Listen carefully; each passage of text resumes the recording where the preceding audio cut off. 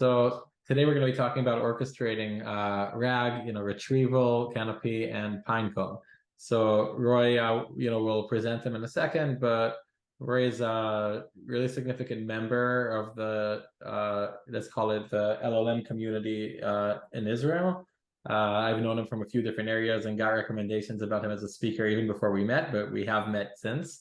So it's an honor for me to host him here. I think we discussed having this event, Roy, even before we started with LLMOps space, right? Is it possible? Yeah, I think we talked about this. I mean, so much have happened, but Yeah, I'm happy it's finally going. So yeah. We talked about this as like the idea before there was the community even started. Anyway, it's a really big deal for me.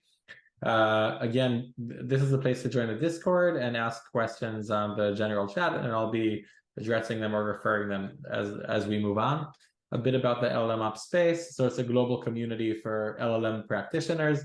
The community focuses on content, discussions, etc., and events, kind of like the event you're having now. We had our first launch event recently of a startup, which happens to be the startup, my startup, DeepChecks, was the first launch event where we're releasing a new product that's either startup or open source, etc. We're hopefully going to have more of those. Most of the talks until now were about some sort of area within LLMs that you want to learn about, and I think today is one of the more significant ones where we see how common this use case is and the different types of issues that we run into related to RAG and everything that Roy is going to talk about today. And there are going to be quite a few initiatives. So, we map the different companies, etc., and you'll see that in a second. So there are quite a few interesting companies here. Here you can see DeepChecks that I'm part of that does evaluation of LLM systems, but also Pinecone that's talking here today. We had quite a few representatives in the different talks we had today and also in the community. So it seems like there's a lot going on, but I think after diving into to enough talks, lectures, discussions, after trying things yourself, you really get to the point that there are patterns, there are areas that are repeatable, and you can become, I don't want to say an expert, but you can become an individual that can answer questions about all these different fields fairly quickly. Like it's not PhD to be able to kind of swim in the material here, but we're trying to make this at the LLMOps space. We're trying to make it more accessible. So about the agenda for today with Rory. So we're going to be talking about RAG, give an intro to Canopy, and we're going to be talking about retrieval, vector databases, etc. Rory's going to elaborate a lot more on this. A bit about Rory and myself. So Rory's the engineering manager for the areas that we're going to be talking about today. I was going to say the most interesting areas, but relevant to RAG that I'm afraid to insult someone else. So imagine I didn't say that.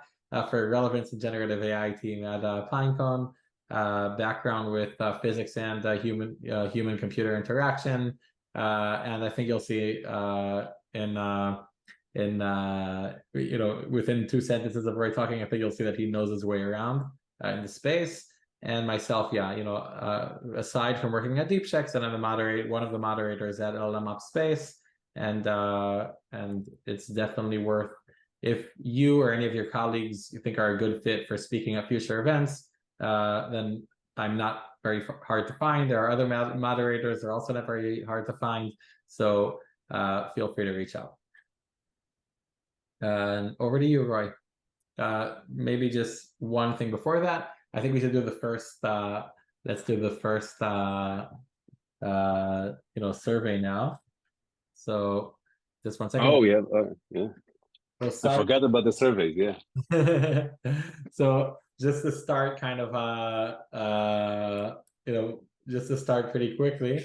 So I just sent a poll now asking what's the current LLM model that you're using. Now I know some people just came here because for the great food, but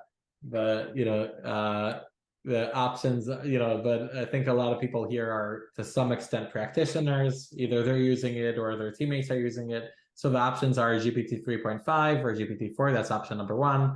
Option number 2 is Llama. There's other open source models, and there are other proprietary LLM models, which we just saw Gemini being released. But of course, there are Also there's Cohere, Anthropic, etc. And I guess today we're going to see what's a bit more common, what's a bit less. So let's give that another 15 seconds, and then we'll reach out. I know it doesn't have all the possibilities. So if you're using everything, like some companies doing one for each use case, or a combination of some, or a pipeline that starts with one and moves to the other, but try to answer whatever's the most the most common. All right, 3, 2, 1, here we go. So I'm editing the poll and sharing the results. So you can see 71% is GPT 3.5 or GPT 4, which is not surprising to me anymore. But the first time I saw something like this, it was surprising to me, right? Because there are so many different options, but it does seem that there's a large enough advantage combined with it being served, both with Azure and directly. So if you just look at it, that the other proprietary models are like, everything else combined is a fraction of that. I think it's very interesting. Llama is leading aside from that, and there are a million other open source LLM models. I just want to shout out that this week there was a release of a few interesting models, including one of Deci AI that released one that was found with NAS. I just wrote a blog on LinkedIn about it, etc. And of course, there are a few interesting releases by Microsoft and Mistral and others, but yeah, we can see that Llama is still the most common. Anyway, I'll stop sharing here, and over to you, Roy.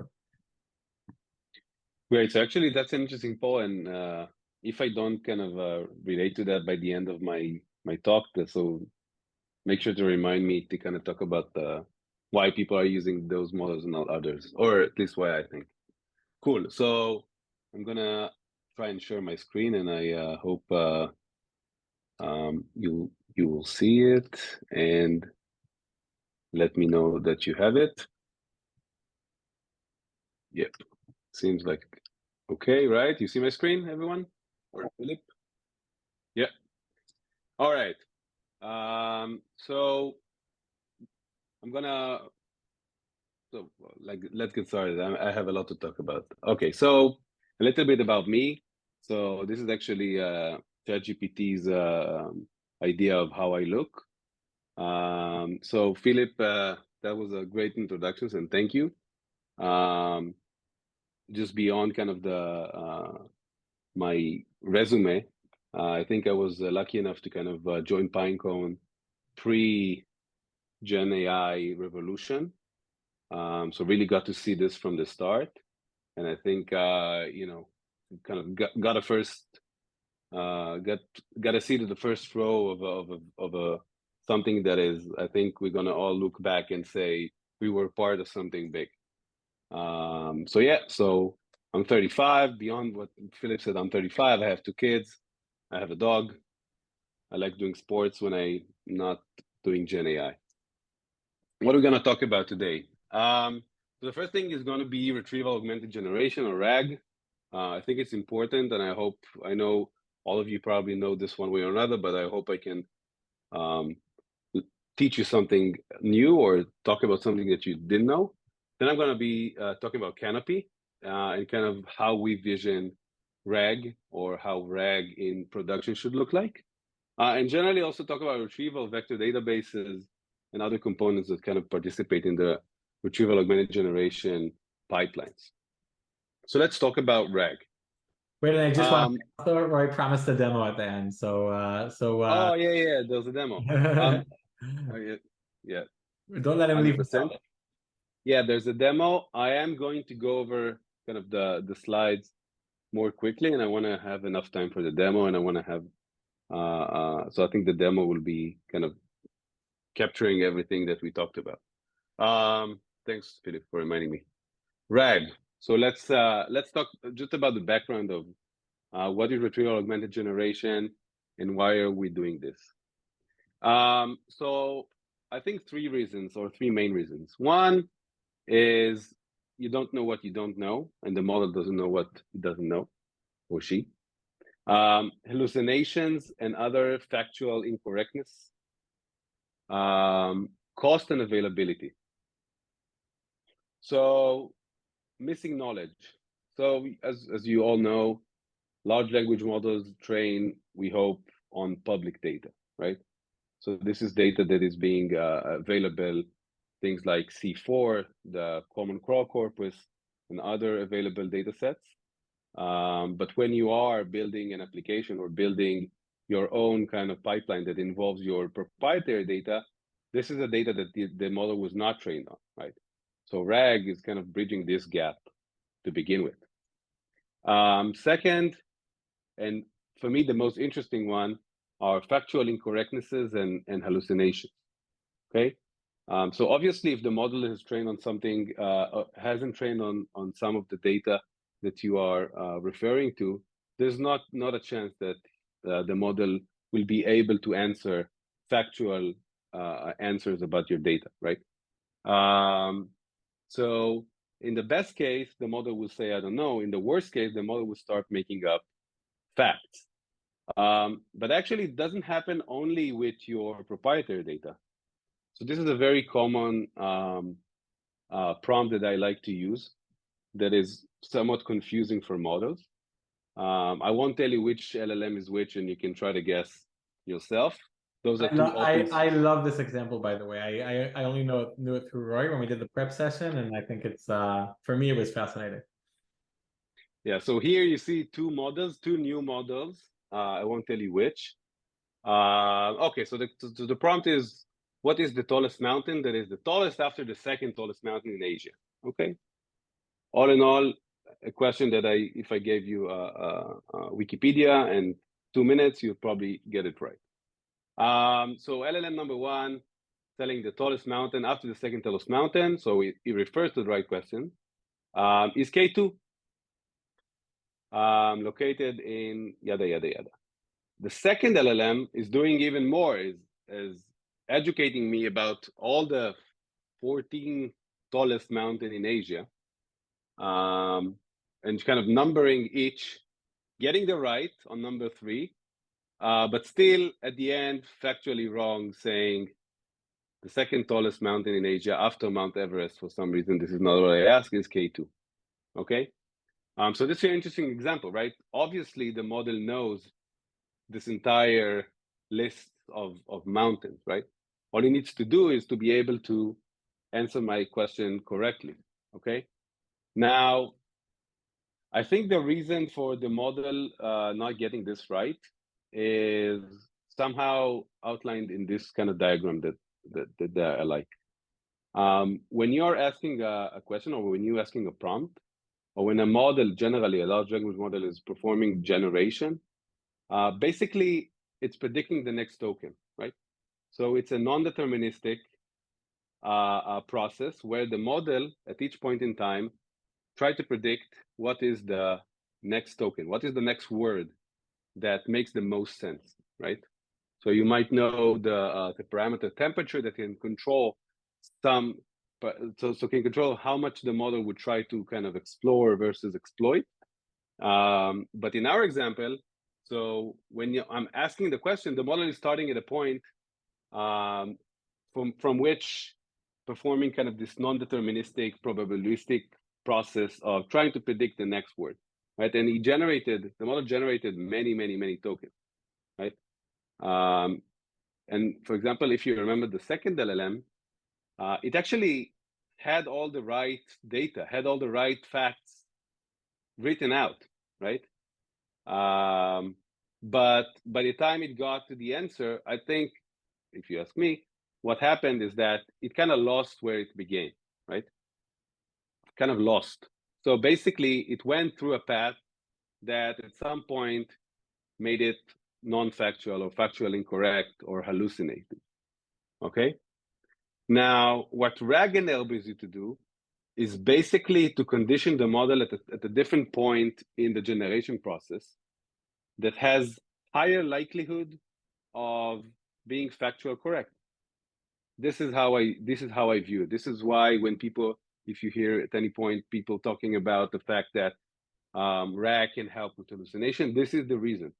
Okay, hallucination is not a bug; it's a feature. This is what the model was built to do, right? It was built to generate. It was built to dream, right?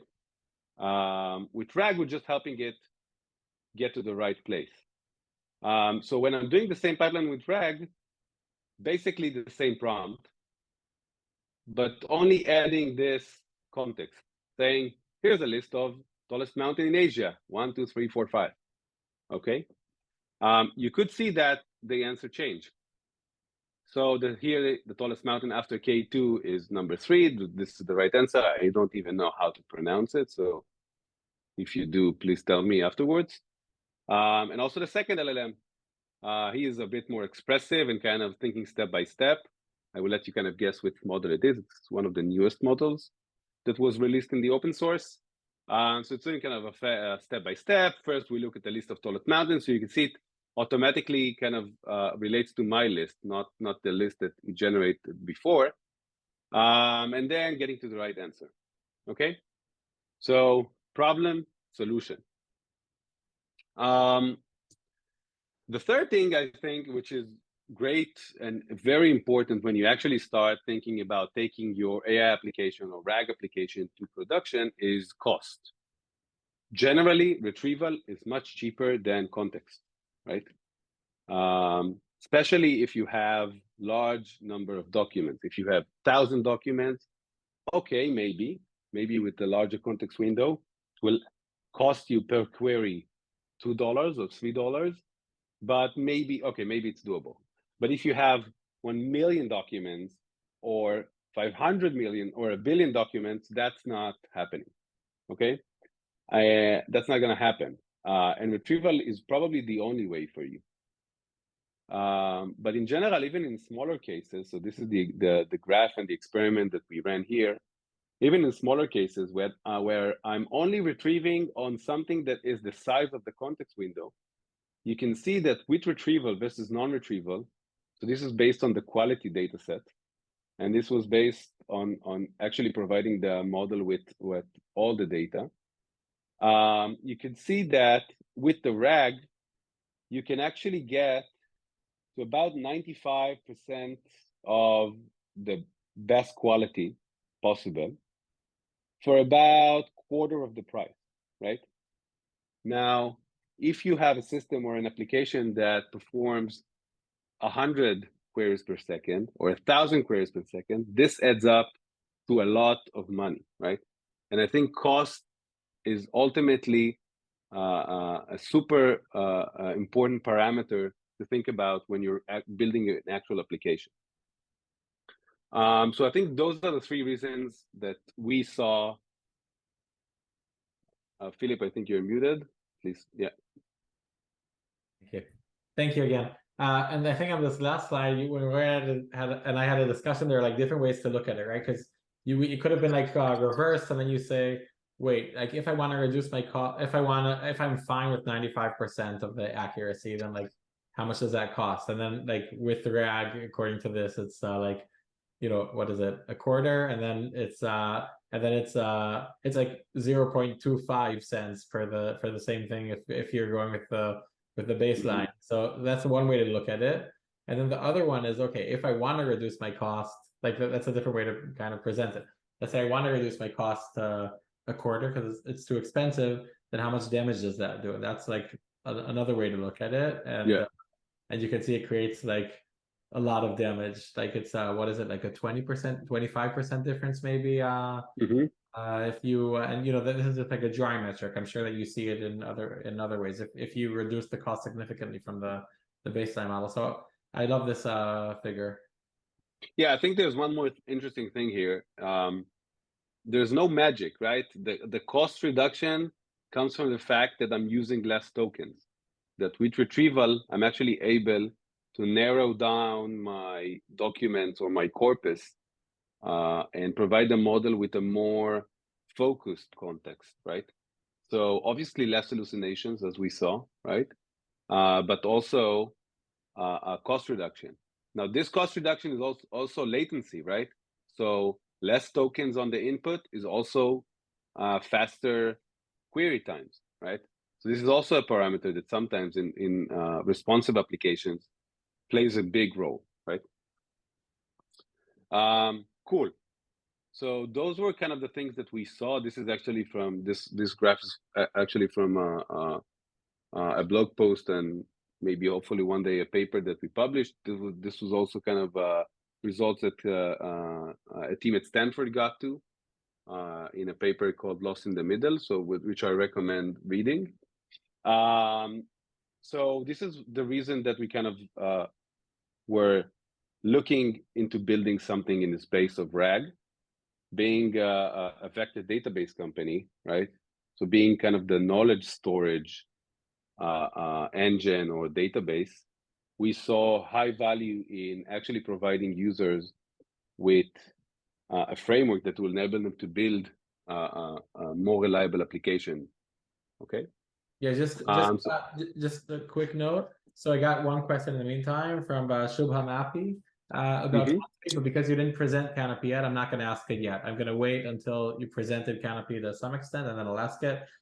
Guessing, Shubham, that means that you're already a user or at least tried it, so that's great. Shout out, yeah. Yeah. So let's wait for a bit. I'll introduce it to Roy a bit later. Cool. So Canopy. Canopy is an open source RAG framework and a context engine, right? So open source RAG framework makes sense. Context engine, I'll talk about this more because I think this is kind of one of the things that we are advocating for. I also have the link here at the bottom if you want to check it out after this session. And before I move to this big architectural slide, the next slide is a big architectural slide, which I'm going to kind of walk through the process of RAG in the eyes of Canopy and kind of the different parts or different components that we're using. Okay, it's a little complex, but I'm going to do it very simple. Okay, so Canopy has three main parts: chat engine, context engine, and a knowledge base. The chat engine is the layer that handles the end-to-end chat. Okay, so when I'm saying end-to-end chat, it's chat combined with RAG. What does it mean? It means that I will be providing my chat engine basically a chat history. So this chat history you should all know because this is exactly what you're providing GPT-3, GPT-4 chat completion API, right? So I'm providing it the same thing. What's going to happen from there is that first, I'm going to use a language model and I'm going to generate queries. This process is actually super important. Why? It takes my history and tries to understand what is the user asking and what needs to be looked at the knowledge base. What documents should I be looking for, right? So for example, here in the chat, I don't know if you can read, but I'll read it to you. The user is asking, I'd like to know about vector databases. The assistant replies, sure, what in particular? And then the user asks, which one should I use? Now, if I'm only looking at the last message, which one should I use, right? Doesn't say anything. It needs to refer to something. When the query builder is getting this chat history, it's actually able to construct a query that says, what is a vector database, right? Or which vector database should one use? For example, of the queries that the query builder will generate. Those queries go to the context engine. So I promised before we're going to talk about context engine. One of the main pieces of this is a context engine, which is basically a component that gets queries as text and returns context that could go directly to the LLM prompt. Okay, so it combines the retrieval, the ranking, all the things that kind of has to do with searching through a large corpus of document. It also does the construction of the context. So for example, if I have information in multiple documents, I would like to combine them. Also, I didn't mention it, but for example, the query builder may be producing more than one query, right? So for some more complex interaction, user might ask a complex question that requires two searches or two queries. So context engine is kind of handling all of this. Okay, queries on the way in, context on the way out. The knowledge base, the context is coming from documents that are stored in the knowledge base. The knowledge base is the component basically that handles both the upsert of documents of new data, with all the processing that has to do with chunking, splitting this into different parts. And Philip told me that there, in one of the last sessions, you talked about this quite in depth. So everything from chunking and coding and everything that has to do with processing of data. Here in this example, it's text, but it could be any modality. So this is on upsert time. On query time, it's basically doing the encoding of queries. So then it could be all kind of go to the same index. And in this context, index is a Pinecone table, okay? And then could be retrieving the relevant document, okay? So basically, again, going again, the chat history coming in, we're building queries, we're searching through the knowledge base for the queries, we're getting context, and then we go back to the LLM and we combine the system prompt, the context, and the chat history to produce a response. So when you actually see it in reality, it's very simple, but behind the scenes, it's a very complex process, right? A quick one quick question. I got someone asked, Roy, can you talk about video modality? So I'm not sure what that's referring to, but I'm guessing here, what if you're starting not from text, but from something else that could be represented as embeddings, or maybe you understood it differently? So video, so from all modalities, video modality is quite new, and actually I'm not considering myself an expert. I think video is one of the more complex ones because it combines this kind of sequential, right? The video is basically a sequence of images. But I also think that videos could be represented both as, so you can think about the process very similarly, right?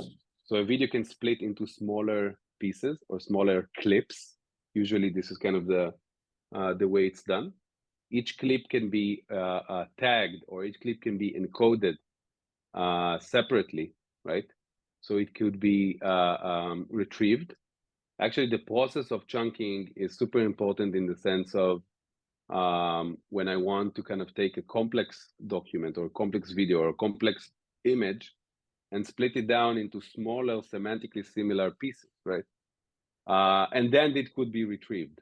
Actually, with the newer models, newer transformer models that are coming out, all of these modalities are handled quite similarly, right? So the process of RAG will not change dramatically, right? You will search through clips, but ultimately those clips will be fed into the model, right? Hope there's sensors, but cool. So let's continue. Inside the package or inside the box, Canopy packages three main components: a library, a web server, and a CLI. And those are actually ordered by layer, right? So the library is the lowest layer of content. On top of it, a web server, and on top of the web server is CLI. You're going to see everything in the demo, but just kind of in a high level. The library is basically a stack of configurable classes. So if I go back to this diagram. Rory, one more question before we move to the next topic. There's another question here of how many sparse vectors per chunk typically? How many sparse vectors per chunk? Yes. So okay, so I didn't mention sparse and dense. I think it's an important topic. So yeah, so Pinecone supports both sparse and dense vectors. Both sparse and dense vectors are representing information in a different way. Usually, dense vectors are representing semantics, okay, and are the process of some kind of encoder. Where sparse vectors usually represent things like keywords or other lexical sentence parts or other, but they can be representative of other stuff. But usually we use it for kind of representation within a vocabulary space, and are kind of complementary to each other. So I'm not sure I get the question. So I think So the how many? question, how many, it should be one per chunk, or I'm getting this wrong? Okay, so okay, maybe that question actually makes sense. So when we are chunking data, usually what you want to do is you want to chunk it into the smallest semantically similar or semantically coherent piece of information, right? There's actually a conflict here, because for RAG, one might want more information, so larger chunks. But for search, is usually optimal to have smaller chunks. But ultimately, we use single vector representation, dense, sparse, or both per chunk.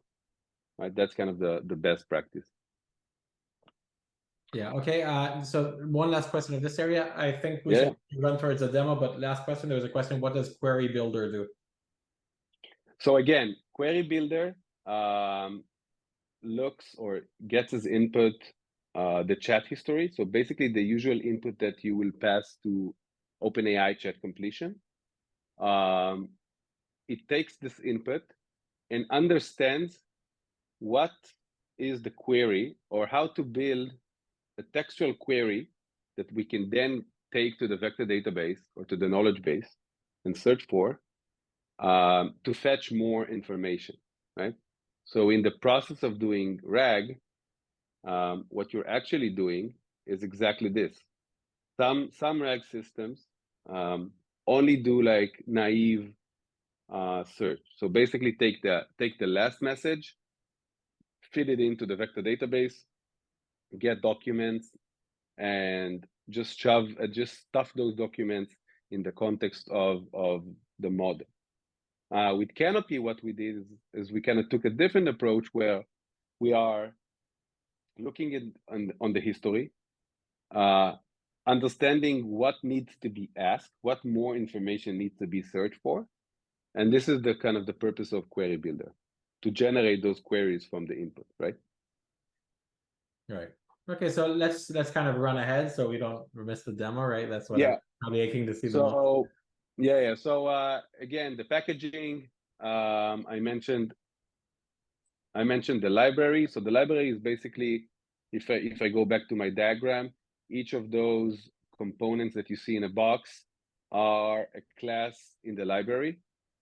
So stack of configurable classes in different areas, ETLs, all the processing, chunking, and coding. So we have for each interesting, we have a couple of options for each. Retrieval, it's the vector search, ranking, and other stuff that we will probably, as we develop it, we'll put on the side of retrieval. And also the context construction and budgeting. Now, very important aspect that I didn't touch on, and I think that now it's a good time. Canopy, by default, you know what? I'll touch it later. I have it in the demo, actually. Here on the right-hand side, you can see an example of a class of an LLM. And in this case, any scale LLM, which follow a very similar API to OpenAI's LLM. So if you remember the poll that we had in the beginning of this webinar, most of the people are using GPT 3.5, GPT 4, right? Some use Llama. I think a lot of it is about accessibility. So if you want to run the new Mistral model, right, it's not very accessible. You need someone to run this for you.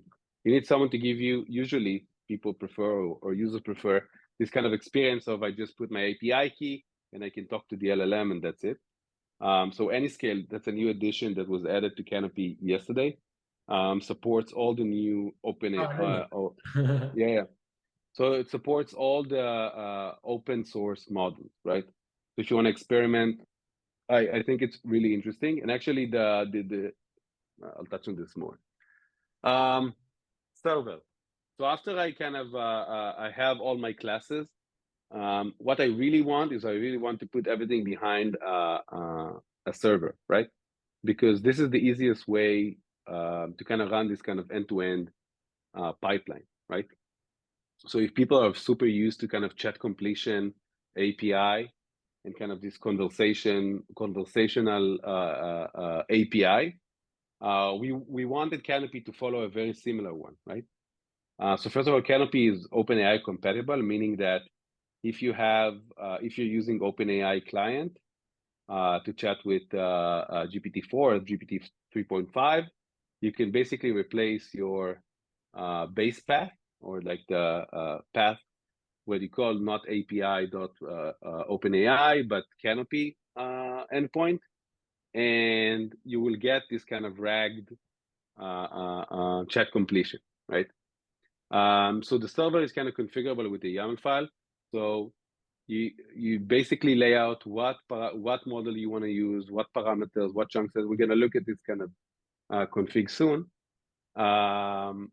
But just config it and let it run. We'll see it in a sec. And this kind of serves all the properties or all the capabilities that we want from our RAG end-to-end server. And the last one is the CLI. The CLI, we build it for utility operations, so like managing Pinecone indexes, chat and debugging. You'll see it in a sec, but it's super useful to have the kind of CLI that helps you build and iterate quickly. And I think that with that, we'll move to the demo, unless there is, Philip, unless we have questions. Let's take a couple of questions, maybe go like one slide back, just so it's, just so kind of we still have some things. Yeah. First of all, I'm launching a poll number 2. All right, so the question is, what are you using for vector database, which is either we don't need this, or an open source solution, using Pinecone or a standalone solution, or using service provided by cloud vendor. So those are the options, and of course there's other. So pretty interesting, I think, to kind of see the results of this. In the meantime, I'll give you a couple of questions. So first of all, one question is, hey, can we use namespaces with Canopy Chat Engine? This is by Shubha Mappy, the one from the beginning. Do I need to use a different index or a global metadata filter for each separation? Okay, so the first question about namespaces. So namespaces have been something that we started off with, and it made things a bit complex. But we are going to publish on our issues, on our open source, a discussion about namespaces. We are building this. So namespaces, if you don't know, is kind of a hard separated. It's a separation. It's like a namespace within namespace lives within an index. Okay, so you can think about index being a table.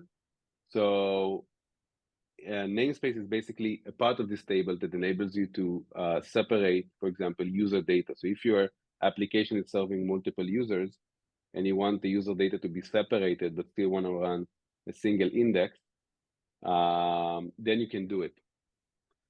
So it's coming. And we're going to actually publish kind of our proposal for this, and would love kind of to hear people how they want to use it. So stay tuned. What was the second question? Amazing.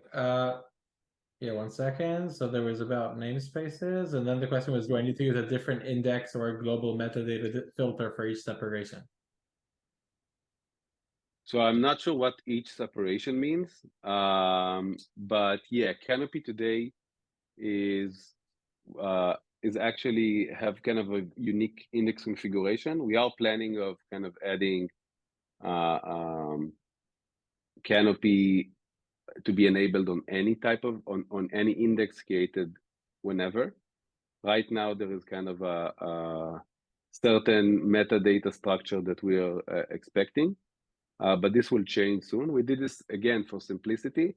I think as Canopy evolves, we are going to support more complex configuration and more production configuration. So yeah, stay tuned again. All right, great. So I think now we'll end the poll. We'll move to the demo. I just want to say there's another question from that was about someone says gives their personal use case, a sub RWT25. I have approximately 100 PDF files, blah, blah, blah. What's the best approach and what's the recommended method for creating a data set from these files? I propose, Roy, that you don't answer this. I think it'll be clear from the Canopy demo. I think it's interesting. We'll be able to address it there. All right, so I'll end the poll here. We can see without any brand loyalty things here. Pinecone, a standalone solution, is the most common here. Surprise, surprise, right? Selection bias. We have a event, with Pinecone, and then we have the most common people that are using something like that. But the cloud vendor is 14%, which is less than half of that. Open source solution is actually something in between them. And then we have some people that say we don't need this. Hopefully, some of those will need it in the future, or may have been convinced by Roy's examples that it might be interesting testing even when you don't have a very strong need for retrieval. And we have another 11%. Anyway, so I'll share these results now. I just mentioned them kind of by heart. And Roy, feel free to move over to the demo. Yeah, I'm actually I'm actually looking at the result. I need a second. All right. No, this is also so first of all, I'm happy kind of to see that people use Pinecone and I I'm here to talk about Canopy. Anyway, so let's move on to the demo. Okay, and it's a live demo, and usually my live demos have issues all the time. So if it happens, this is part of real life, but at least it's part of at least it's real, and we're not doing any magic behind the scene. I Okay. actually told Roy to make some mistakes on purpose because I told him that it becomes more credible and more interesting to watch. But let's see if he listens to me. We'll see. Okay, so first of all, I'm going to export this environment variable. We're using, there's a good reason why we use the index name as environment variable. I can touch on this. So LLMOps space webinar. Canopy, so I installed my Canopy. I can just hit the CLI and you can just kind of get the help command that tells you everything. The reason, by the way, that it takes a couple of seconds is actually it's validating behind the scene that everything is well configured. But we'll get those times sliced down. Cool. So the first thing I want to do, if I'm starting off fresh, is I want to create my first index. So what I will want to do is to do Canopy new. Now it's going to prompt me saying, hey, let's create an index. I'm going to hit yes. And basically what's happening right now, this will go to Pinecone and provision a new index, right? It takes some time just because it just requires kind of getting the pods up and running and getting kind of everything well configured. It's also validating and creating the index behind the scene. For this demo, I am using OpenAI model. So I'm using the GPT 3.5. So the dimension of, and I'm using for embedding model, I'm using the ADA2 embedding model. So the dimension of my vector is going to be 1,536, which is quite large. And actually, I think Philip, talking about embedding models, if you want to do another space webinar about embedding models, I have a lot to say about that. But I think selecting the right embedding model is important. With what we see mostly with people today is that there's usually going for the general purpose one, okay, which makes total sense. Cool. So my index is being created and success. We have a new index. The index doesn't have anything. So nothing interesting is there. So let's put some data in. So yesterday, just out of Philip and I were talking late night, like really late night, and I created this file that has a couple of JSONs, and Philip is hosting the LLMOps space webinar by the source Roy, and another document here, the speaker is Roy, and the source is web. Okay, I can actually, if I want, go and add another one. So basically, just ID, gonna be number 3. The text so this is an important point, right? Each one of these, yeah. like, here it's a short text, but when we were talking, you kind of explained to me this can be like an entire PDF, right? That has to do with the question that was asked before, right? Like each one of these, This can be like extremely long if you want. extremely long. If for some reason you want to have as a single document Harry Potter, also doable. Not not sure I would recommend this, but anyway, it's completely doable. Okay, our third the topic Wait, no, was because each one of these is going to be separately processed, chunked, and then embedded. exactly. So as Exactly. long as you have your chunking strategy in place and everything, then it should work. And this is for the question of many different. Oh, it will work. I'm just I wouldn't know if I would just index Harry Potter. Yeah. Okay, the topic was, and now I'm gonna just add something that is odd, spicy, bananas, and the source will be what? Roy number 2. Okay. So with that, I should be good to go. What I want to do now is I want to do Canopy. Upsert. And I want to upsert the documents that I just showed you. What it's going to do, it's going to prompt me saying, hey, those are the documents that I saw, just a small snippet of those. Are you sure you want, does the data look right? I have 3 records. This is how they look. Do you want to get those in? I would say yes. And what's going to happen right now, it's going to be quick now, but basically processing, chunking, embedding, everything happened and documents were upset. Okay? With larger corpuses of data, obviously this will take a bit longer. So now I started my index, I have my documents, I'm ready to go. What I will want to do now is, as I said, I want to run my server.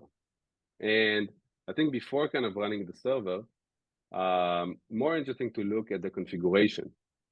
What is the available configuration, or what is actually the RAG pipeline that is going to be deployed with the server? So if I'm going kind of going over the everything, all the configuration, I can see that I have a tokenizer configuration. We're using OpenAI tokenizer. I have my chat engine configuration. So for example, what is the maximum number of tokens that will be in the prompt? What is the system prompt? So the system prompt is here at the top. Use the following pieces of context to answer user question at the next message, yada yada yada. So everything is configurable here. My LLM is, as I said, OpenAI LLM, GPT 3.5 Turbo. Context building, or the query building, if you remember, I'm going to use function calling. So basically, I'm going to prompt with this query builder prompt that just instructs my LLM how to build question from the history. It's going to use function calling, the function calling capability from OpenAI, to actually get me back JSON, right? What else? I'm going to use the same LLM for query builder, but I can use a different LLM for that reason. And there are many more types of configurations that we're adding. Actually, when you're configuring something, if you want to change one thing, you can only add a new configuration overriding single field. Okay, so now we kind of went over the config, and I want to start my server. So I can just, if I want, I can just go and do Canopy start. Canopy start will use the default configuration. The default configuration is exactly what I did here. So doing Canopy start or doing Canopy start -- config with this configuration will do the same thing. But if you have a custom configuration, you would want to pass it here. So what's going to happen now is it's going to bootstrap my server. It's going to check. It's going to load the configuration. It's going to load all the relevant pieces, all the relevant classes. It's going to validate that everything kind of works end to end. it's actually going to call the model. It's actually going to call my embedding model, making sure that everything kind of works end to end. And when it says I'm ready, it's ready to get requests. Okay, so now I have a server up and running. What can I do with it? I can deploy this thing and start using this and serve my application. This is what we want to see people doing. But for the purpose of this demo, what I am going to do is I'm going to open another window and just start chatting with it. So the way to debug and chat is using the Canopy chat command. Canopy chat command. And actually, you can see that kind of auto-completing with the flag no rag. So Philip told me, hey, you got to use the flag and show the flag when you're demoing. So this flag is actually telling the application, hey, when you're going to present the answers, please do side-by-side comparison of using the end-to-end RAG or using just the vanilla LLM. So let's run the chat application in my CLI. So this is for debugging. This is for the developers that are trying to build the application and want to see that everything is working. So first, let's see that everything works. So I'll start off by just saying, hello, hello world.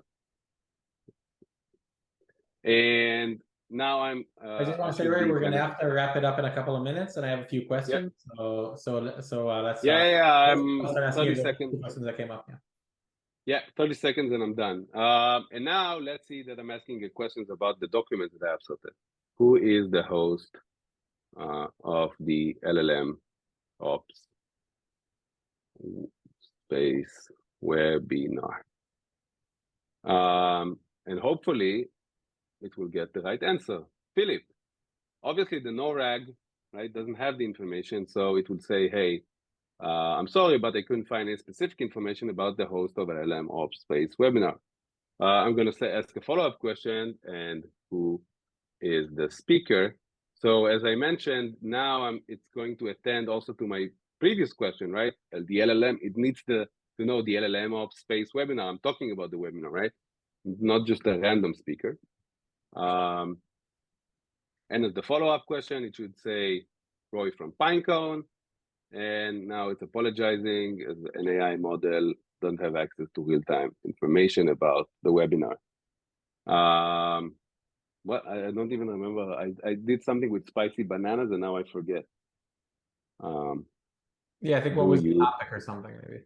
Know anything about spicy bananas? I actually don't remember what was the document, but yeah, I have information. Okay. Interesting. Spicy bananas are a uniquely culinary concept that involves combining a sweet flavor.